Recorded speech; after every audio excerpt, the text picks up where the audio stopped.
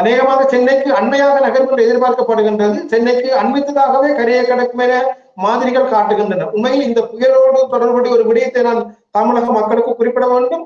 கணிக்க முடியாத அளவுக்கு அதனுடைய நகர்வு காணப்பட்ட அதே வேளை எதிர்பார்த்ததை விடவும் பல மடங்கு அதிகமாகவே கனமழையை தந்திருக்கின்றது. ஆகவே அன்புக்குரிய தமிழக உறவுகள், இந்த புயல் தொடர்பான மழை தொடர்பான எச்சரிக்கைகளை புறந்தள்ளாமல் ஒரு மிகுந்த சிரத்தையோடு அதனை கருத்தில் கொண்டு அதற்குரிய பாதுகாப்பு நடவடிக்கைகளை மேற்கொள்ள வேண்டும். ஏனென்றால் இலங்கையில் மிகப்பெரிய அளவுக்கு, வரலாறு காண முடியாத அளவுக்கு மிக மிக கனமான மழையை தந்திருக்கின்றது.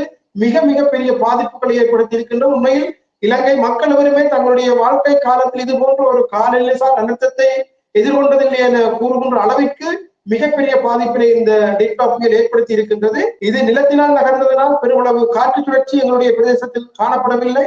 ஆனாலும் மிக கனமழை கிடைத்தது.